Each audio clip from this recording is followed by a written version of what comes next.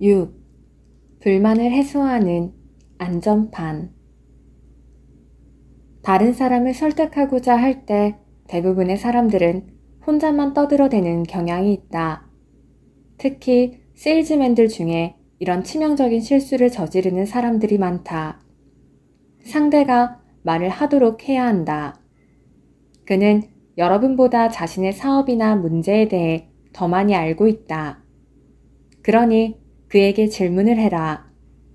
상대가 한 수 가르치는 이야기를 할 수 있게 하라.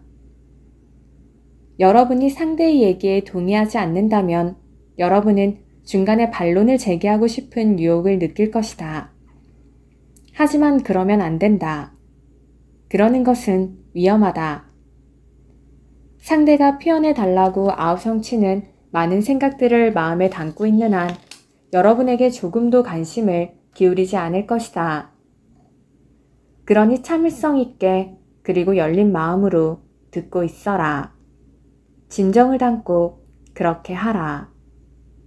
상대가 자신의 생각을 충분히 표현할 수 있도록 이끌어라. 사업에서도 이런 방식이 도움이 될까? 어쩔 수 없이 그렇게 할 수밖에 없었던 사람의 얘기를 보면서 한번 살펴보자. 몇 년 전 미국 최대의 자동차 생산회사에서 1년치 차시트용 직물 구매 협상이 진행되고 있었다. 세 군데의 이름 있는 제조업체가 직물 견본을 제출했다. 자동차 생산회사의 중력들이 견본들을 모두 검사했고 각 제조업체에는 계약에 대한 의견을 발표할 기회를 줄 테니 언제까지 발표자를 회사로 보내라는 연락이 갔다. 한 제조업체의 발표자로 나선 GBR은 심한 후두염을 앓고 있는 채로 발표 장소에 도착했다. 카네기 강좌에서 RC는 그때의 일을 이렇게 얘기했다. 제가 중력들 앞에서 발표할 차례가 되었는데 목소리가 나오지 않더군요. 속삭이는 것도 쉽지 않을 정도였습니다. 제가 들어간 방에는 직물 담당 엔지니어와 구매 담당자, 판매 담당 이사, 그 회사 사장 등이 앉아 있었습니다. 저는 자리에서 일어나 말을 하려고 애써 보았지만 끄끄거리는 소리 밖에는 나오지 않았습니다. 저는 종이에 여러분, 목소리가 나오지 않아 말씀을 드릴 수가 없습니다. 라고 써서 원탁 주변에 앉아있는 사람들에게 보여주었습니다. 제가 대신 말해볼까요? 하고 그 회사 사장이 얘기했습니다. 그러더니 그가 제 대신 발표를 시작했습니다. 제가 가져간 견본품을 꺼내 보여주고 장점을 칭찬했습니다. 저희 회사 제품의 좋은 점에 대해 활발한 토론이 오갔습니다. 그 회사 사장은 제 역할을 하고 있었기에 토론에서 제 편을 들어주었습니다. 제가 한 일이라곤 미소를 짓고 고개를 끄덕이거나 가끔씩 제스처를 취하는 것뿐이었습니다. 이런 독특한 발표 결과 저희 회사가 계약을 따내게 되었습니다.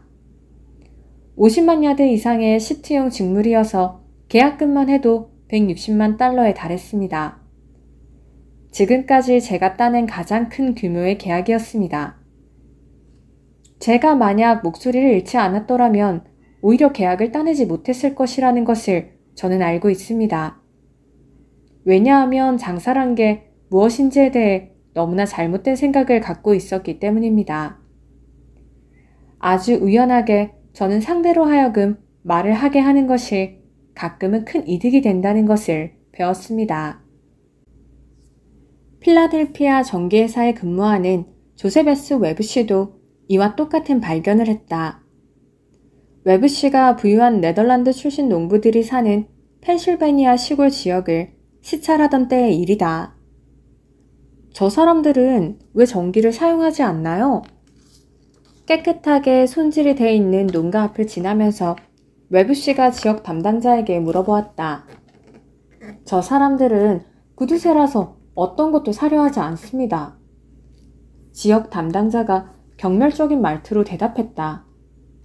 더군다나 회사로서는 아주 골칫거리입니다. 전기를 넣기 위해 노력해 보았는데 전혀 가망이 없습니다. 실제로 그럴지도 몰랐다. 하지만 웨브씨는 다시 한번 시도해봐야겠다고 결심하고 한 농가의 문을 두들겼다. 문이 아주 조금 열리더니 나이가 지긋한 부인이 밖을 내다보았다. 지금부터 웨브씨의 이야기를 직접 들어보자. 제가 전기회사 직원이라는 것을 보자마자 부인은 문을 쾅 닫아 버리더군요. 다시 노크를 하자 부인이 다시 문을 열었습니다. 그러더니 이번에는 저와 저희 회사에 도둑놈이니 날강도이니 하는 이야기를 하는 게 아니겠습니까? 드럭햄브로드 부인, 번거롭게 해서 죄송합니다. 하지만 제가 여기에 온 건 전기를 팔기 위해서가 아닙니다. 달걀을 조금 사려고 왔을 뿐입니다.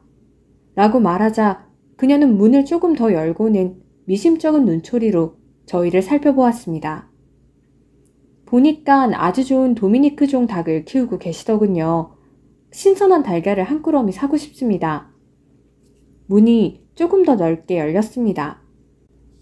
내 닭이 도미니크종인지 어떻게 알아보셨소? 부인이 궁금한 듯 제게 묻더군요. 저도 닭을 기르고 있습니다만 이렇게 좋은 도미니크종 닭들은 처음 봅니다. 하고 대답했습니다. 그럼 왜 댁내 달걀을 쓰지 않는 거요? 아직도 뭔가 의심스러운 듯 부인이 다시 물어보았습니다. 저희 집 닭은 레그온종이어서 달걀이 희거든요. 직접 요리하시니 잘 아시겠지만 케이크를 만들 때 흰 달걀은 노란 달걀에 비할 수가 없지요. 제 집사람이 케이크를 잘 만든다고 자부하는 편이라서요. 이런 얘기가 오갈 때쯤 되자 드럭햄브로드 부인은 훨씬 우호적인 태도로 현관에 나와 있었습니다. 그 사이에도 제 눈은 부지런히 여기저기를 살피고 있었고 마침 농장에 아주 좋은 농장 설비가 있는 것을 보게 되었습니다. 저는 계속해서 이렇게 말했습니다. 사실 남편께서 기르는 암소보다 부인께서 기르시는 닭에서 나오는 수입이 훨씬 좋다고 생각합니다만 어떠신가요? 이 말은 부인의 마음에 쏙 드는 말이었습니다. 효과 만점이었습니다. 부인은 너무너무 그 얘기를 하고 싶어 했지만 안타깝게도 바보 같은 남편은 전혀 그 점을 인정하려 하지 않았던 모양입니다. 부인이 저희를 닭장으로 안내해 구경을 시켜주더군요. 둘러보는 중에 부인이 직접 구화한 여러 개의 조그만한 장치들이 보이기에 저는 진심으로 인정해주고 아낌없이 칭찬했습니다. 괜찮은 사료와 사육 온도에 대해서도 조언을 했습니다. 몇 가지는 부인에게 물어보기도 하고요. 금세 저희는 기분 좋게 서로의 경험을 나누는 사이가 되었습니다. 그러다가 부인은 이웃들 중에 닭장에 전등을 설치해 수확을 더 많이 얻는 사람이 있는데 자신도 그렇게 하면 이득이 될지 저의 솔직한 의견을 말해달라고 하더군요. 2주 후 드럭햄브로드 부인의 도미니크종 암탉들은 환한 전등 불빛 아래서 꼿꼿해거리며 만족스럽게 모이를 쪼아먹고 있었습니다. 물론 그 전에 저는 전기를 설치하라는 주문을 받았고 그 후 부인은 더 많은 달걀을 수확하게 되었습니다. 모든 사람이 만족스러웠고 모든 사람에게 이득이 되었습니다. 하지만 지금부터가 바로 이 얘기의 요지인데 만일 부인 스스로 먼저 말을 꺼내도록 하지 못했다면 저는 결코 그 펜실베니아에 사는 네덜란드 출신 농부네 집에 전기를 팔 수 없었을 것입니다. 그런 사람들에게는 절대 뭔가를 팔 수 없습니다. 그 사람들로 하여금 스스로 사도록 해야 합니다. 최근 뉴욕 헤럴드 트리뷴지의 금융면에는 뛰어난 능력과 경험을 갖춘 인재를 찾는 커다란 광고를 볼 수 있었다. 그 광고를 본 찰스 T. 큐벨리스 씨는 거기 있는 주소로 이력서를 보냈더니 며칠 뒤 면접을 보러 오라는 통지가 왔다. 면접을 보기 전 큐벨리스 씨는 월스트리트를 돌아다니면서 회사 창립자에 관련한 정보를 샅샅이 찾아보았다. 그리고 면접이 진행되는 중에 그는 이렇게 말했다. 이 회사처럼 놀라운 기록을 가진 조직에서 일을 하게 된다면 정말로 영광으로 생각하겠습니다. 제가 듣기로 이 회사는 28년 전에 달랑 사무실 하나와 속기사 직원 한 명만으로 시작했다던데 그것이 사실입니까? 거의 모든 성공한 사람들은 자신들의 초창기 어려운 시절을 돌아보는 것을 좋아한다. 그 사람도 예외는 아니었다. 그는 자신이 $450와 독창적인 아이디어만 가지고 어떻게 사업을 시작했는지에 대해 오랫동안 얘기했다. 그가 시리를 떨쳐내고 조롱을 견디기 위해 노력하던 때와 휴일도 없이 하루 12시간에서 16시간을 일하면서 마침내 이겨낸 어려움들에 대해 이야기했을 뿐만 아니라 이제는 월스트리트 최고의 거물들이 정보와 가르침을 얻기 위해 그를 찾아온다는 자랑도 늘어놓았다. 그는 그런 역사가 자랑스러웠다. 그는 자랑할 만했고 또 자랑하는 동안 너무 기분이 좋아 보였다. 얘기를 끝내고 나서 그는 큐벨리스 씨의 경력에 대해 짧게 물어보고는 부사장을 불러 이렇게 이야기했다. 이 사람이 우리가 찾던 사람인 것 같네. 큐벨리스 씨는 지원한 회사의 사장의 업적에 대해 조사하는 노력을 했고 상대와 상대의 문제에 대해 관심을 보였다. 그리고 상대가 대부분의 얘기를 하도록 이끌어 좋은 인상을 주었다. 실제로 내 친구들이라 할지라도 내가 자랑하는 것을 듣고 있는 것보다는 자신의 업적에 대해 늘어놓고 싶어 한다. 프랑스의 철학자 라 로슈프코는 이렇게 말했다. 적을 만들려면 친구에게 이겨라. 벗을 만들려면 친구가 이기게 하라. 왜 그럴까? 우리에게 이긴 친구는 자신의 존재가 인정받았다는 느낌을 갖게 되지만 우리에게 진 친구는 열등감과 부러움, 질투만 생기게 되기 때문이다. 독일에는 이러한 속담이 있다.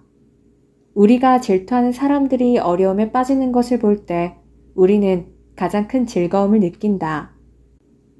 혹은 남의 공경을 보고 느끼는 즐거움이 가장 크다. 실제로 여러분 친구들 중에도 여러분이 의기양양할 때보다 공경에 처했을 때 더 큰 만족을 얻는 사람이 분명히 있을 것이다. 그러므로 자신의 업적은 채소로 드러내야 한다. 겸손해야 한다. 이 말은 언제나 유용하다. 어빙 커브는 이런 면에서 탁월했다. 헌법은 법정에서 증인으로 나선 커브에게 변호사가 이런 질문을 했다. 커브 씨, 제가 듣기로 당신은 미국에서 가장 유명한 작가라고 하던데 맞습니까? 그러자 커브는 이렇게 대답했다. 분에 넘치게 운이 좋았을 뿐입니다. 우리는 겸손해야 한다. 여러분이나 나나 대단한 존재들이 아니기 때문이다. 앞으로 100년쯤 지나고 나면 우리들은 모두 죽어 사람들 기억에서 완전히 사라지고 없을 것이다. 얼마 되지도 않는 자신의 업적을 자랑함으로써 다른 사람들을 지겹게 하기에는 인생이 너무 짧다. 자기 자랑이란 그만두고 상대방이 얘기하도록 이끌자. 생각해보면 사실 우리에게 자랑할 만한 거리도 별로 없다. 여러분을 백치가 되지 않도록 해주는 것이 무엇인지 아는가? 별거 아니다. 여러분의 갑상선 안에 들어있는 아주 소량의 요오드에 불과하다. 5센트 동전 하나면 그 정도 요오드는 살 수 있다. 어느 누구건 목에 있는 갑상선에서 약간의 요오드만 제거해내면 바로 백치가 되어버린다. 길거리 어떤 약국에서건 값싸게 살 수 있는 약간의 요오드가 여러분과 정신병원 사이에 있는 전부다. 5센트의 요오드, 결코 자랑할 만한 것은 아니지 않는가. 그러므로 상대를 설득하고 싶다면 다음과 같이 해보라. 상대를 설득하는 방법 6. 나보다도 상대가 더 많이 얘기하게 하라. 7. 협력을 이끌어내는 방법. 여러분은 응쟁반에 당겨 여러분에게 건네진 아이디어보다는 여러분이 직접 찾아낸 아이디어를 더 신뢰하지 않는가? 만일 그렇다면 여러분의 의견을 다른 사람 목구멍으로 억지로 밀어 넣으려는 것은 잘못된 판단이 아닐까? 약간의 힌트만 제시하고 상대가 스스로 결론에 도달하도록 하는 것이 훨씬 현명한 행동이 아닐까? 예를 들어보자. 필라델피아에 사는 카네기 강자 수강생 아돌프 젤츠 씨의 이야기다. 젤츠 씨는 어느 날 갑자기 무기력하고 체계도 없는 자동차 판매 사원들에게 열정을 불어넣어야 하는 처지에 놓이게 되었다. 그는 판매 전략 회의를 열어 판매 사원들이 자신에게 정확히 어떤 것을 바라는지 발표하도록 했다. 사원들이 얘기하는 동안 그는 그 요구사항들을 칠판에 적어나갔다. 그러고 나서 이렇게 얘기했다. 여러분이 제게 바라는 이 모든 조건들을 다 들어드리겠습니다. 그러면 이제 제가 여러분에게 기대해도 될 만한 것들을 말씀해 주십시오. 순식간에 대답이 쏟아져 나왔다. 충성, 정직, 솔선수범, 낙관주의, 팀워크, 하루 8시간의 일과 동안 열성적으로 일하기 등이었다. 하루 14시간을 일하겠다는 사람도 있었다. 회의 결과 새로운 용기와 의지가 생겼으며 젤츠 씨의 얘기에 따르면 판매 신장은 눈부실 정도였다고 한다. 사원들은 저와 일종의 도덕적 거래를 한 셈이죠. 제가 제 역할을 다하는 한 사원들도 자신의 역할을 다하겠다고 각오를 한 겁니다. 자신들의 희망사항과 요청사항을 털어놓는 것이 그들에게 절실히 필요했던 활력소였습니다. 판매의 대상이 되고 있다거나 지시를 받고 있다고 느끼고 싶은 사람은 아무도 없다. 우리는 우리가 원해서 구매를 한다거나 우리 자신의 생각에 따라 행동하고 있다고 느끼는 편을 훨씬 선호한다. 우리는 우리의 희망이나 욕구, 생각에 대해 털어놓는 것을 좋아한다. 실제 사례로 유진 웨슨 씨의 경우를 보자.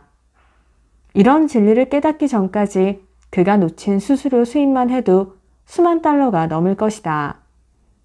웨슨 씨는 스타일리스트와 직물업자들에게 디자인을 제공하는 스튜디오를 만들어낸 스케치를 판매하는 일을 했다. 그는 3년간 한 번도 빠짐없이 매주 한 번씩 뉴욕의 한 유명 스타일리스트를 방문했다. 웨슨 씨에 따르면 그는 언제나 이런 식이었다고 한다. 그는 한 번도 방문을 거절하는 법이 없었습니다. 하지만 사는 법도 없었죠. 언제나 내 스케치를 유심히 살펴보고 나서는 안 되겠네요, 웨슨 씨. 이번 그림은 우리랑 어울리지 않은 것 같군요.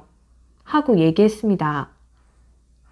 무려 150여 회를 걸친 실패 끝에 웨슨 씨는 자신의 생각이 너무 상투적인 방식에 사로잡혀 있다는 것을 깨달았다. 그래서 일주일에 한 번 저녁 시간을 이용해 사람 다루는 방법을 배우는 강의를 들으면서 새로운 아이디어도 개발하고 새로운 열정을 불러일으킬 결심을 했다. 얼마 안 가 그는 새로운 접근 방식을 시도해보고 싶은 의욕이 생겼다. 그래서 미완성 스케치 몇 장을 가지고 그 고객의 사무실로 찾아가 이렇게 말했다. 부탁드릴 일이 있어 왔습니다. 작업 중에 스케치를 몇 장 가져왔는데 어떤 식으로 마무리해야 당신에게 도움이 될 수 있을지 알려주시면 고맙겠습니다. 고객은 잠시 동안 아무 말 없이 스케치를 바라보다가 이렇게 얘기했다.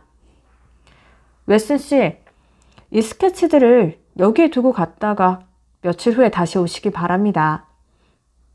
웨슨은 3일 후 다시 방문해 고객의 설명을 들은 후 스케치를 가지고 스튜디오로 가서 고객의 생각에 따라 마무리하게 되었다. 결과는 어떻게 되었을까? 물론 전부 팔게 되었다. 그 일이 있었던 것은 9개월 전의 일이다. 그 이후 그 고객은 자신의 아이디어를 바탕으로 한 스케치 수십 장을 구매했고 거기서 웨슨 씨가 거둔 수수료 수입만 해도 6,000달러가 넘었다. 그 후 웨슨은 이렇게 얘기했다.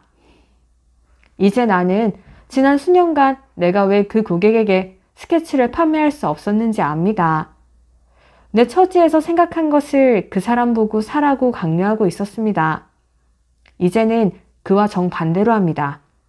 나는 그에게 자신의 생각을 알려달라고 요청합니다. 지금 그는 자신이 디자인을 만들고 있다고 느끼고 있습니다. 그리고 실제로 그가 만들고 있습니다. 이제 나는 그에게 판매를 하지 않습니다. 그가 구매를 합니다. 시어도 루스벨트는 뉴욕 주지사 시절 대단한 재주를 보여주었다. 정치 지도자들과 좋은 관계를 유지하면서도 그들이 강력히 반대하는 개혁을 밀고 나간 것이다. 그때 그가 했던 방법은 다음과 같다. 중요한 자리에 대한 인사이동이 있을 경우 그는 정치 지도자들을 불러 추천을 받았다. 루스벨트는 이때 일을 이렇게 얘기했다. 처음에 그들은 자기 정당에서 신경을 써줘야 할 별 볼 일 없는 정치꾼들을 제안하곤 했다. 그러면 나는 그런 사람들을 임명하는 것은 그다지 정치를 잘하는 게 아닌 것 같다고 말을 했다. 유권자들이 용납하지 않을 것이라는 이유를 댔다. 그 다음에 그들은 자기 당의 당직자들로서 자신에게 유리하지도 불리하지도 않은 그런 사람들을 추천했다. 그러면 나는 그 사람은 유권자의 기대에 부합하지 못하니 좀 더 자리에 어울리는 사람을 찾아줄 수 없느냐고 요청했다. 세 번째로 추천되는 사람은 거의 괜찮은 정도이긴 한데 아직도 자리에는 미치지 못할 경우가 많았다. 내가 고맙다고 하고는 한 번만 더 찾아봐 줄 수 없느냐고 부탁을 하면 네 번째로는 수용할 만한 사람이 추천되었다. 즉, 내가 직접 골라도 될 만한 사람의 이름을 가지고 왔다. 그러면 그 사람들에게 도와줘서 고맙다고 하면서 그 사람을 임명했다. 그러면서 그 자리에 임명된 게 그 사람들 덕분이라고 공을 돌렸다. 그러고는 이번에는 내가 여러분을 기쁘게 해드렸으니 다음에는 여러분이 나를 기쁘게 해줄 차례라고 얘기를 해두었다. 실제로 그들은 보답을 했다. 그들은 루스벨트의 개혁 법안인 공무원법이나 프랜차이즈 가세 법률을 지지하는 것으로 보답을 했다. 기억해야 할 것은 루스벨트가 상대의 의견을 듣기 위해 상당히 많은 양보를 먼저 했고 또 그들의 조언을 존중했다는 점이다. 중요한 인사이동을 할 때 루스벨트는 정계 지도자들로 하여금 자신들이 후보를 선출했으며 선출의 기준 또한 자신들의 것이었다고 느끼도록 만들었다. 롱 아일랜드에서 자동차 거래업에 종사하는 사람 중에도 이와 똑같은 방법을 사용해 스코틀랜드인 부부 고객에게 중고차를 판 사람이 있다. 이 업자는 그 고객에게 차를 수도 없이 보여주었으나 어느 것도 마음에 들어하지 않았다. 이 차는 어울리지 않고 저 차는 상태가 안 좋고 하는 식이었다. 그리고 너무 비쌌다. 언제나 너무 비싼 게 문제였다. 카네기 강좌를 수강하던 그 업자는 이런 상태에서 강좌 수강생들에게 어떻게 하는 게 좋겠냐고 도움을 청했다. 우리는 그 샌디에게 차를 팔려고 하지 말고 샌디가 차를 사게 만들어야 한다고 조언했다. 샌디에게 어떤 것을 사라고 말하지 말고 샌디가 어떤 것을 사겠다고 말하게 하라는 뜻이었다. 샌디가 직접 선택한 것처럼 느끼게 만들어야 한다는 말이다. 이 말은 그럴듯해 보였다. 그래서 며칠 후 어떤 고객이 중고차를 팔고 새 차를 사겠다고 찾아오자 업자는 이 방법을 시도해보기로 했다. 업자가 보기에 이번 중고차는 샌디의 마음에 들 것 같았다. 그래서 업자는 샌디에게 전화를 걸어 잠깐만 시간을 내 조언을 좀 해줄 수 있겠느냐고 물어보았다. 샌디가 오자 업자는 이렇게 얘기했다. 손님께서는 꼼꼼하게 차를 살피고 차의 가격을 매길 줄을 아시니까 이 차를 한번 타면서 살펴보시고 제가 얼마쯤에 이 차를 사면 좋을지 가르쳐 주시지 않겠습니까? 샌디는 아주 커다란 한바구음을 지어 보였다. 마침내 그의 의견이 존중되고 있었고 그의 능력 또한 인정받고 있는 상황이니 그럴만도 했다. 그는 차를 끌고 나가 자메이카에서 포레스트 힐즈까지 퀸즈 거리를 한 바퀴 달려보고 와 이렇게 말했다. 이 차는 300달러에 사신다면 적당하실 것 같군요. 제가 300달러에 이 차를 확보하면 그 가격에 손님께서 사실 의향이 있으신가요? 300달러에? 물론 그는 산다고 했다. 300달러는 그가 매긴 가격이었다. 거래는 바로 이루어졌다. 한 X선 장비 조제업자도 이와 똑같은 심리를 이용해 자신의 장비를 브루클린에서 가장 큰 병원에 판매하는 데 성공했다. 그 병원은 신간을 증축하면서 미국에서 가장 좋은 X선 장비를 갖추려 하고 있었다. X선 파트를 총괄하는 L 박사에게는 세일즈맨들이 수도 없이 찾아와 자신들의 장비가 최고라고 자랑을 늘어놓고 있었다. 하지만 그 중에도 머리를 쓸 줄 아는 제조업자가 있었다. 그는 다른 사람들보다 인간의 본성을 다루는데 더 뛰어난 사람이었다. 그는 엘 박사에게 이런 편지를 보냈다. 회사는 최근 최신형 X선 장비를 제작했는데 첫 번째 물량이 지금 막 저희 사무실에 도착했습니다. 하지만 장비는 아직 완벽하지 않고 저희도 그 점을 알고 있기에 성능을 개선하기 위해 노력하고 있습니다. 만일 박사님께서 시간을 내 장비를 살펴봐 주시고 개선점을 알려주신다면 정말 고맙겠습니다. 바쁘실 터이므로 아무 때든 시간을 정해주시면 차로 모시러 가도록 하겠습니다. 카네기 강좌에 온 엘 박사는 이때 일을 이렇게 이야기했다. 그 편지를 받고 저는 깜짝 놀랐습니다. 논란과 더불어 뿌듯한 생각도 들었죠. 그 전에는 어떤 X선 장비 제조업체로부터 이런 요청을 받은 적이 없었으니까요. 제가 인정받고 있구나 하는 생각이 들었습니다. 그 주에는 저녁 스케줄이 꽉 차 있었지만 저녁 식사 약속을 하나 취소하고 장비를 살펴보러 갔습니다. 장비를 살펴보면 볼수록 마음에 들었습니다. 아무도 제게 그 장비를 팔려고 하지 않았습니다. 그 장비를 사서 병원에 설치해야겠다는 생각을 저 스스로 해냈다고 느꼈습니다. 장비의 뛰어난 성능이 너무 마음에 들어서 결국 장비를 사서 설치했습니다. 에드워드 M. 하우스 대령은 우드로 윌슨 대통령 시절 국내 모든 분야에서 막대한 영향력을 휘두른 사람이었다. 윌슨 대통령은 자기 주변의 어떤 장관이나 참모보다도 하우스 대령과의 비밀스러운 토론과 그의 조언에 더 의지하고 있었다. 대령은 대통령에게 영향력을 미치기 위해 어떤 방법을 썼을까? 다행히 우리는 그 답을 알고 있다. 아서 스미스가 The Saturday Evening Post에 쓴 글에 대령이 털어놓은 이야기가 들어있기 때문이다. 하우스는 이렇게 말했다. 대통령을 알게 되고 나서 나는 그 대통령의 생각을 바꾸는 가장 좋은 방법을 터득하게 되었다. 그건 대통령에게 슬쩍 어떤 의견을 흘려주고는 대통령이 거기에 관심을 갖고 자신이 직접 숙고해 보도록 만드는 것이었다. 맨 처음 이 방법을 알게 된 건 우연한 일이었다. 언젠간 백악관으로 대통령을 찾아가 어떤 정책을 촉구했는데 대통령은 별로 마음에 들어하지 않았다. 그런데 며칠 후 저녁 식사 자리에서 나는 깜짝 놀라고 말았다. 내가 제안했던 정책을 대통령이 마치 자신이 생각해낸 것처럼 술술 쏟아내는 게 아닌가. 하우스 대령이 대통령의 말을 맞고 그건 대통령이 아니라 제가 생각해낸 것입니다. 라고 했을까? 천만의 말씀이다. 그건 하우스 대령의 방식이 아니었다. 그는 훨씬 노련했다.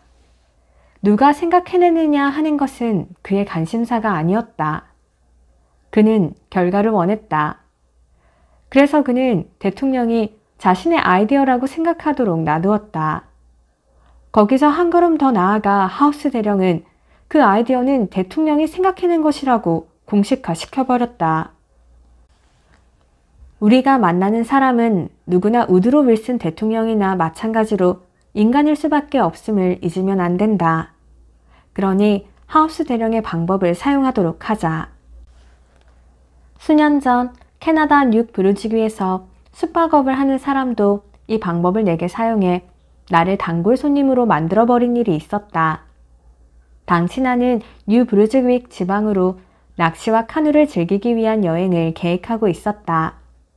그래서 그 지역 관광 안내소에 정보를 요청했다. 그런데 내 이름과 연락처가 어딘가에 공개된 것이 분명했다. 순식간에 여러 곳의 캠프와 관광 안내원들이 보낸 편지와 안내책자, 그리고 추천장이 수십 통 쏟아져 들어왔기 때문이다. 너무 정신이 없고 어디를 골라야 할지 도무지 알 수 없었다. 이때 좀 다른 현명한 방식으로 접근한 캠프장 주인이 있었다. 그는 뉴욕에서 자신의 캠프를 방문했던 사람들의 이름과 전화번호 몇 개를 알려주면서 나더러 직접 전화해보고 어떤 서비스를 원하는지 알려달라고 부탁했다. 놀랍게도 그 명단에는 내가 아는 사람도 들어있었다. 나는 그에게 전화를 해서 캠프 경험이 어떠했는지 물어보았다. 그러고 난 후 나는 캠프장 주인에게 언제쯤 갈 테니 준비해달라고 연락했다. 다른 사람들은 자신들의 서비스를 팔기 위해 노력했지만 그 사람은 내 스스로 선택하게 만들었다. 그만이 성공했다. 2500년 전 중국의 현인 노자는 도덕경의 오늘날 이 책을 읽는 사람들도 명심해야 할 이야기를 남겼다. 강과 바다가 산에서 흘러내리는 수많은 냇물의 존경을 받는 이유는 낮은 데 있기 때문이다. 낮은 데 있음으로써 수많은 냇물을 거느릴 수 있다. 이렇듯 현자는 다른 사람 위에 있고자 함에도 사람들 아래에 선다. 앞에 서고자 함에도 사람들 뒤에 자리한다. 그리하면 사람들 위에 있더라도 무겁다 여기지 않으며 앞에 선다 하더라도 무례하다 여기지 않는다. 그러므로 상대를 설득하고 싶다면 다음 방법을 따르라. 상대를 설득하는 방법 7. 상대가 스스로 생각해냈다고 느끼게 하라. 8. 기적의 공식. 상대가 완전히 틀리는 경우도 있을 수 있다. 하지만 상대는 자신이 틀렸다고 생각하지 않는다는 점을 명심해야 한다. 상대가 완전히 틀렸더라도 상대를 비난하지 말라. 어떤 바보라도 그런 일은 할 수 있다. 상대를 이해하려고 노력하라. 그렇게 하려고 노력하는 사람들은 현명하고 참을성 있는 예외적인 사람들 뿐이다. 상대가 그렇게 생각하고 행동하는 데는 다 이유가 있게 마련이다. 그 숨겨진 이유를 찾아내면 그의 행동도 이해할 수 있고 어쩌면 그의 성격까지도 이해할 수 있다. 진심으로 상대의 처지에서 사물을 보려고 노력하라. 내가 그의 처지라면 어떤 생각이 들까? 어떤 반응을 하게 될까? 하는 생각을 한다면 모든 일이 빨리 해결되고 짜증날 일도 줄어든다. 왜냐하면 원인에 관심을 가지면 결과도 이해하게 되는 법이기 때문이다. 게다가 인간관계의 기술에도 놀라운 진전이 생기게 된다. 케네스 M. 구드는 자신의 책 사람을 황금처럼 빛나게 하는 법에서 이렇게 말한다.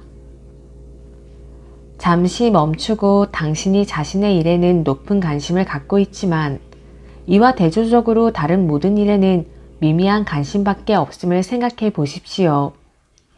세상 사람 누구나 다 그러함을 깨달아야 합니다.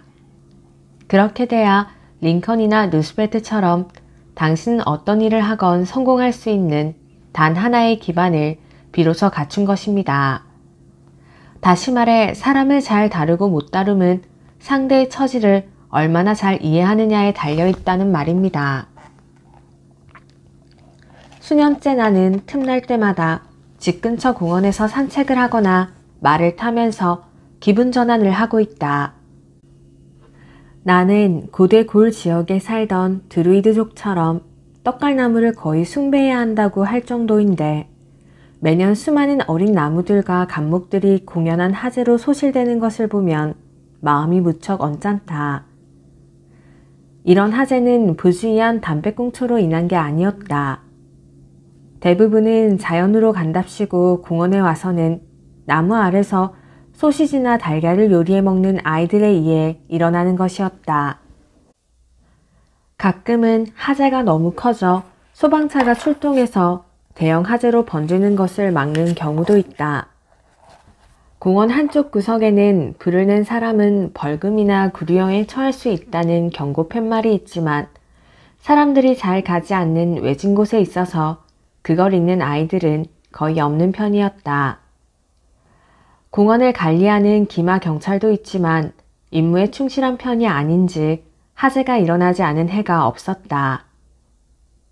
한 번은 공원에 불이나 크게 번지고 있어서 경찰에게 달려가 소방서에 연락하라고 했더니 경찰은 아무 일 아니라는 듯이 거기는 자기 관할이 아니니 자기는 알 바 아니라는 게 아닌가. 그 일로 크게 실망하고 나서는 말을 타고 공원에 갈 때면 내가 공공재산보호위원회의 위원이나 된 것처럼 자처하게 되었다. 유감스럽게도 나는 처음에는 아이들 처지에 서보려는 노력조차 하지 않았다. 나무 아래서 불을 피우는 것이 눈에 띄면 너무 기분이 나빠지고 또 옳은 일을 해야겠다는 마음에 지금 보면 옳지 않은 짓을 저지르곤 했다. 나는 말을 타고 아이들에게 다가가서는 불을 피우면 감옥에 갈 수 있다고 경고하고 위험 있는 목소리로 불을 끄라고 명령했다. 그래도 말을 듣지 않으면 체포하겠다고 엄포를 놓기도 했다. 아이들 처지는 생각도 않고 그저 내 감정을 쏟아내고 있을 뿐이었다. 그 결과는 물론 아이들은 내 말대로 했다. 언짢은 티도 내고 반감도 드러내긴 했지만 불을 껐다. 하지만 내가 말을 몰고 언덕을 넘은 후에 그들은 아마 다시 불을 피웠을 것이다. 그리고 온 숲을 다 태워버리고 싶었을지도 모른다. 세월이 흐르면서 내 생각이지만 나도 인간관계에 대해 아주 약간의 지혜도 생기고 방법도 약간 늘고 상대의 처지에서 사물을 보려는 경향도 조금 늘어난 것 같다. 그런 뒤에는 명령하는 대신 아이들 옆으로 말을 몰고 가 이런 식으로 말을 하게 됐다. 얘들아, 재밌게 놀고 있니? 저녁거리로는 뭘 준비하니? 어디 보자. 나도 예전에는 불 피우는 걸 좋아했어. 지금도 마찬가지고. 그런데 너희들도 알겠지만 여기 공원에서는 상당히 위험해. 여기 있는 너희들이 나쁜 마음이 없다는 건 알지만 조심하지 않는 아이들도 있어서 말이야. 너희들이 불 피우는 걸 보고 다른 아이들도 불을 피우는데 그 아이들은 돌아갈 때 잘 끄지 않고 가거든. 그러면 마른 잎에 불씨가 튀어서 나무들을 태워버리지. 지금보다 더 조심하지 않으면 아마 이 숲에 나무가 하나도 남아나지 않을지도 몰라. 이렇게 불을 피우면 감옥에 갈 수도 있단다. 하지만 내가 이래라 저래라 하거나 즐겁게 노는데 간섭할 생각은 아니야. 재밌게 놀아라. 그래도 불 근처 낙엽들은 지금 바로 치우는 게 좋지 않겠니? 그리고 떠날 때는 흙으로, 그것도 상당히 많은 흙으로 불을 잘 끄고 가줄래? 그리고 다음번에도 놀러 올 때는 저기 언덕 너머 모래밭에 불을 피우는 게 어떨까? 거기라면 안전하니까 말이야. 고마워 얘들아. 재미있게 놀다 가거라. 이렇게 친근하게 말을 하면 대단한 차이가 생긴다. 아이들에게 협조하고 싶은 마음이 생기게 한다. 기분 나쁘게 하지도 않고 화나게 하지도 않는다. 시키는 대로 하라고 강요받은 것도 아니고 체면을 구긴 것도 아니기 때문이다. 그들의 처지를 고려하면서도 상황을 잘 처리했기 때문에 그들이나 나나 다 기분이 좋다. 앞으로 누군가에게 불을 끄라고 하거나 세제를 한 통 사오라고 심부름을 보내거나 적십자사에 $50를 기부하라고 시킬 때는 잠깐 멈춰서 눈을 감고 다른 사람의 처지에서 생각해 보려고 노력하는 게 좋을 것이다. 그리고 이렇게 자문해보라. 어떻게 하면 저 일을 하고 싶도록 만들 수 있을까? 맞다. 이렇게 하려면 시간이 걸린다. 하지만 이렇게 해야 수고를 덜 들이고 마찰을 줄이면서 친구도 만들고 더 나은 결과도 얻어낼 수 있다. 하버드 비즈니스 스쿨의 도넘 학장은 이렇게 말했다. 누군가와 면담을 하러 가면서 내가 어떤 말을 하게 될 것이며 그의 관심사와 의도를 고려해 볼 때 그가 어떤 대답을 할 것이다 라는 게 명확하게 떠오르지 않는다면 나는 차라리 그의 사무실 앞 골목길에서 2시간이라도 서성이며 생각을 정리할 것이다. 이 말은 너무나 중요한 말이므로 다시 한번 강조해서 적어보겠다. 누군가와 면담을 하러 가면서 내가 어떤 말을 하게 될 것이며 그의 관심사와 의도를 고려해 볼 때 그가 어떤 대답을 할 것이다 라는 게 명확하게 떠오르지 않는다면 나는 차라리 그의 사무실 앞 골목길에서 2시간이라도 서성이며 생각을 정리할 것이다. 이 책을 읽고서 여러분이 한 가지를 얻는다면, 즉 언제나 상대의 처지에서 생각하고 여러분 자신과 상대의 관점 둘 다 가지고 사물을 보려는 경향이 늘어나기만 한다면 그것은 여러분의 앞날에 커다란 이정표가 될 것임에 틀림없다. 그러므로 상대의 기분을 상하게 하거나 원한을 사지 않으면서 상대를 변화시키고자 한다면 다음과 같이 해보라. 상대를 설득하는 방법 8. 상대의 처지에서 사물을 보려고 진심으로 노력하라. 9. 모든 사람이 원하는 것. 논쟁을 그치게 하고 반감을 없애주며 호의를 불러일으키고 상대로 하여금 감심을 갖고 귀 기울이도록 만드는 마법의 말이 있다. 알고 싶은가? 그런가? 좋다. 여기에 있다. 그 말은 이렇게 시작한다. 그렇게 생각하시는 것이 당연합니다. 나라도 틀림없이 그렇게 생각했을 것입니다. 이처럼 대답하면 상대가 아무리 고질적인 시비꾼이라 할지라도 누그러지지 않을 수 없다. 그리고 여러분은 100% 진심으로 이 말을 할 수 있다. 왜냐하면 실제로 여러분이 그 처지라면 그렇게 생각할 수밖에 없을 것이기 때문이다. 예를 들어 보여주겠다. 알 카포네의 경우를 보자. 가령 여러분이 알 카포네와 같은 신체, 같은 기질, 같은 사고방식을 가지고 있다고 생각해보자. 그리고 그와 똑같은 환경과 경험까지도 갖고 있다고 생각해보자. 여러분은 생김새나 동작이나 행동이나 그와 똑같을 수밖에 없다. 현재 그를 만든 것은 바로 앞에서 말한 것들이지 다른 어떤 것도 아니기 때문이다. 예를 들면 여러분이 방울뱀이 아닌 유일한 이유는 여러분의 부모님이 방울뱀이 아니었기 때문이다. 여러분이 소에게 입을 맞추거나 뱀을 신성시하지 않는 이유가 있다면 그것은 여러분이 인도의 프라마푸트라 강가에 사는 힌두교 가정에서 태어나지 않았기 때문이다. 당신이 잘나서 지금의 당신이 된 게 아니다. 그리고 당신에게 화를 내고 말도 안 통하며 고집불통인 사람들도 그렇게 된 데는 다 이유가 있다. 불쌍하다 여기는 마음을 가져야 한다. 동정하는 마음을 가져야 한다. 이해하는 마음을 가져야 한다. 주전뱅이가 거리에서 비틀거리는 것을 보면서 좀비 가프가 하던 말을 여러분도 기억하길 바란다. 하느님의 은총이 아니라면 저기 가는 사람이 바로 나야. 여러분이 만나는 사람 4명 중 3명은 공감에 굶주리고 목마른 사람들이다. 여러분이 그들에게 공감하는 모습을 보이면 그들은 자연히 여러분을 사랑하게 된다. 나는 언젠가 방송에서 작은 아씨들의 작가 루이자 메이 올컷 여사에 관한 이야기를 한 적이 있다. 물론 나는 그녀가 매사추세츠주의 콩고드에 살면서 불멸의 역작을 지은 것을 알고 있다.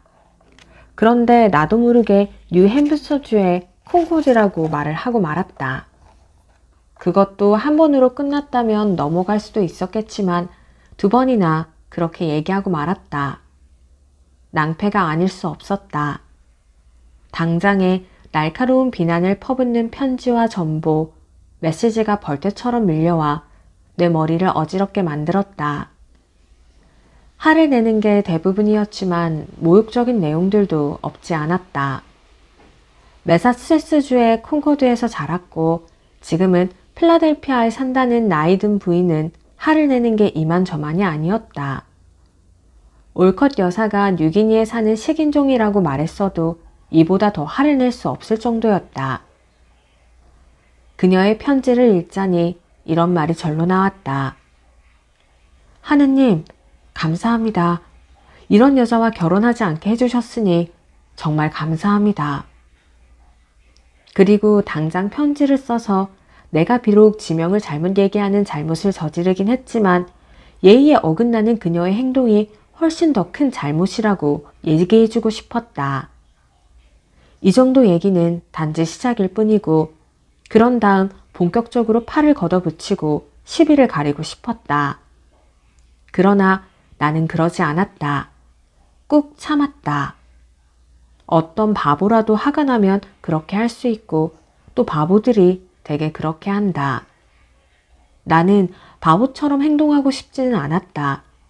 그래서 그녀의 적대감을 호의로 바꿔놓기로 작정했다. 이건 도전이자 내가 즐길 수 있는 일종의 게임이었던 셈이다. 나는 이렇게 생각해 보았다.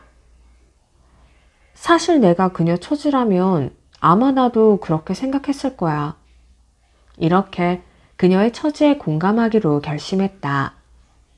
그래서 그 후에 필라델피아를 방문했을 때 그녀에게 전화를 걸었다. 대화는 이런 식으로 진행되었다. 안녕하세요. 지난번에 보내주신 편지는 잘 받았습니다. 감사의 말씀을 드리고자 전화를 드렸습니다. 누구신가요? 아마 잘 모르실 겁니다. 데일 카네기라고 합니다. 몇 주 전 일요일 방송에서 루이자 메이 올컷 여사에 관해 얘기하다가 뉴햄프셔주 콩코드라고 말하는 어처구니 없는 실수를 저지른 바로 그 사람입니다. 너무 큰 실수였기에 사과를 드리고자 합니다. 친절하게 편지를 보내주셔서 너무 고맙습니다. 아닙니다. 카네기 씨. 제가 사과해야죠.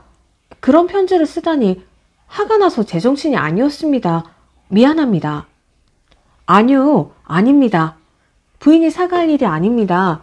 제가 사과해야죠. 어린 학생들이라도 그런 실수는 하지 않았을 겁니다.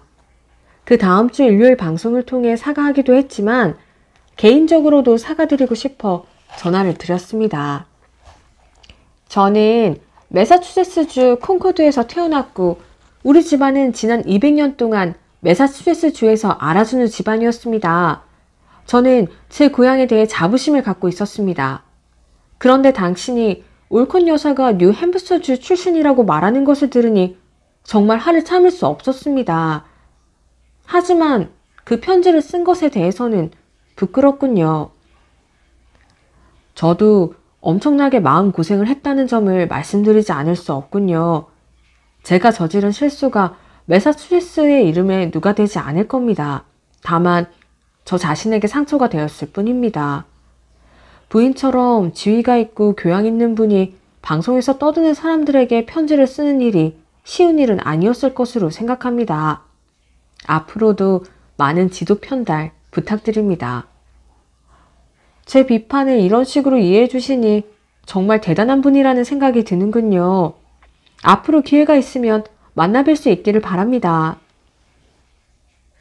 내가 이렇게 사과하고 상대의 처지에 공감하자 상대도 내게 사과하고 내 처지에 공감하게 됐다. 또한 나는 내 감정을 조절했다는 만족감과 더불어 모욕을 받고도 호의를 보여주었다는 성취감도 얻게 되었다. 그녀가 나에 대해 호감을 갖도록 만들면서 나는 그녀에게 강에나 뛰어들어 버리라고 소리칠 때 얻을 수 있는 즐거움과는 비교도 할 수 없을 만큼 더 큰 즐거움을 얻었다. 백악관의 주인이 된 사람은 누구나 거의 매일 인간관계와 관련된 예민한 문제들과 부닥치게 된다. 태프트 대통령도 예외는 아니었는데 그는 경험을 통해 악감정이라는 산을 중화시키는 데는 공간만큼 큰 가치를 갖는 화학물질이 없다는 것을 알게 되었다. 태프트 대통령은 자신의 저서 공직자의 윤리에서 야심차지만 실망을 맛본 어느 어머니의 분노를 가라앉힌 재미있는 사례를 이렇게 들려주고 있다. 워싱턴에 어떤 부인이 살고 있었는데 남편은 정치적 영향력이 약간 있던 사람이었다. 그런데 그 부인이 자신의 아들에게 자리를 하나 내달라고 6주인가 그 이상인가를 내게 매달렸다. 상원과 하원 의원들도 수도 없이 데리고 와서 특별히 부탁하도록 만들었다. 하지만 그 자리는 기술적인 전문성을 요하는 자리인지라 나는 그 부처 주무장관 추천을 통해 다른 사람을 임명했다. 그러자 그 부인은 내게 은혜를 모르는 사람이라는 편지를 써보냈다. 내가 마음만 먹으면 그녀를 행복하게 해줄 수 있는데도 그러기를 거부했다는 게 이유였다. 게다가 자신이 주위의 의원들을 열심히 설득해 내가 특별히 관심을 갖고 추진하던 법안을 통과시켜 주었는데 그 보답이 이런 거냐는 얘기도 했다. 이런 종류의 편지를 받으면 우선 적절치도 않을 뿐더러 무례하다고 볼 수도 있는 행동을 한 이 사람을 어떻게 혼내줄 수 있을까 하고 궁리하게 된다. 그런 다음에는 편지를 쓴다. 하지만 현명한 사람이라면 쓴 편지를 서랍에 넣고 잠그는 쪽을 택한다. 이런 편지 왕래는 이틀 정도의 시간이 걸리는 게 일반적이므로 이틀 후 편지를 꺼내보면 보내지 않게 된다. 내가 선택한 것도 바로 이 방법이었다.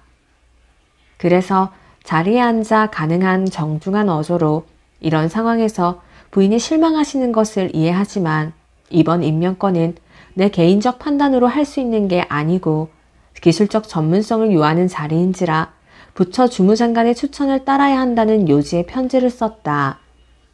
또한 부인이 기대하는 바를 아드님은 지금의 자리에서도 충분히 이룰 수 있으리라 생각한다는 말도 적었다. 이 편지로 마음이 누그러졌는지 부인은 내게 지난번 편지를 보낸 데 대해 미안하다는 말을 전해왔다. 하지만 그 자리에 대한 임명안이 즉시 승인되지 않고 시간이 끄는 사이 다시 편지 한 통을 받았는데 필적은 이전 편지와 같았지만 보낸 이는 부인의 남편이라고 돼 있었다. 편지에는 부인이 이번 일로 크게 상심한 나머지 신경쇠약에 걸려 자리에 눕게 되었는데 아주 심각한 위암으로 발전했다는 내용이 적혀 있었다. 그러니 부인의 건강을 되찾을 수 있도록 임명을 철회하고 자신의 아들을 임명해 줄 수 없겠냐는 얘기였다. 나는 부인의 남편을 수신인으로 해서 다시 한번 편지를 써야 했다. 그리고 진단이 오진으로 판명나기를 기대하며 부인의 건강 때문에 심려가 크신 것은 알지만 임명 철회는 불가능하다는 말을 전했다.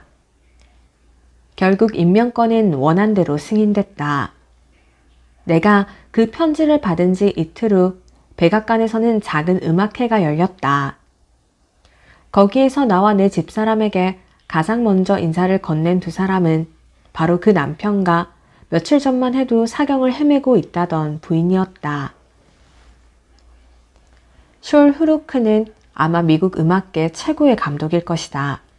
그는 20년을 거쳐 샬리 아핀, 이사도라 덩컨, 파블로바와 같은 세계 유명 예술가들과 함께 작업했다. 언젠가 후루크는 내게 성미가 까다로운 스타들을 접하면서 가장 먼저 배운 교훈은 그들이 우스꽝스러울 정도로 강한 개성을 이해하고 또 이해해야 한다는 점이었다고 털어놓았다. 그는 3년간 표드르 샬리아핀의 흥행을 담당한 적이 있다. 샬리아핀은 굵직한 저음으로 메트로폴리탄 오페라 극장을 찾은 상류층 청중들에게 전율을 선사하던 세계적인 베이스 가수였다. 하지만 샬리아핀은 항상 말썽을 일으켰다. 그의 행동은 마치 버릇없는 아이 같았다. 휘로크의 독특한 표현을 빌리면 그는 모든 면에서 구제불능인 친구였다.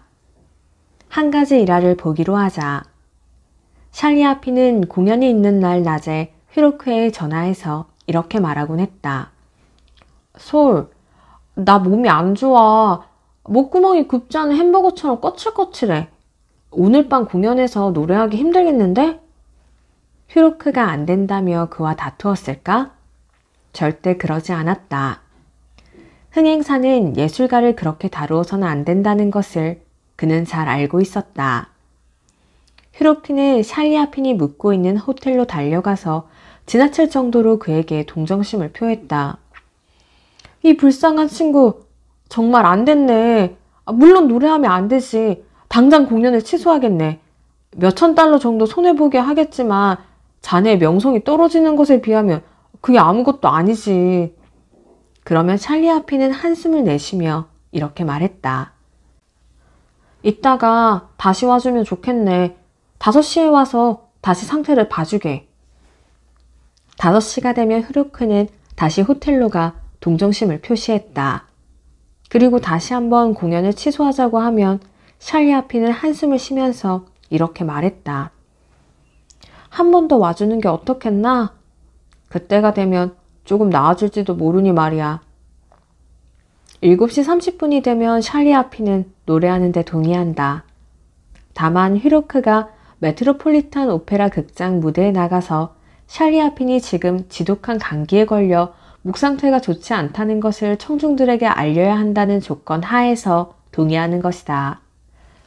휘로크는 실제로는 안 했지만 일단은 그렇게 하겠다고 대답했다. 왜냐하면 그것만이 이 베이스 가수를 무대에 세우는 유일한 길임을 알고 있었기 때문이다. 아서 아이 게이츠 박사는 그의 명저 교육심리학에서 이렇게 말했다. 동정심은 모든 인간이 동일하게 갈망하는 것이다. 아이들은 자신의 상처를 보여주려고 애쓰기도 하고 심지어는 더 많은 동정심을 얻기 위해 자해를 하기도 한다. 같은 이유로 어른들도 자신의 상처를 드러내 보이고 사건이나 질병에 대해 특히 외과 수술 경우에는 세세한 부분까지 이야기하려고 한다. 현실의 일이건 상상 속의 일이건 불행한 일에 대한 자기 연민은 어느 정도는 누구에게나 있는 법이다. 그러므로 상대를 설득하고 싶다면 다음과 같이 해보라. 상대를 설득하는 방법 9번째. 상대의 생각과 욕구에 공감하라.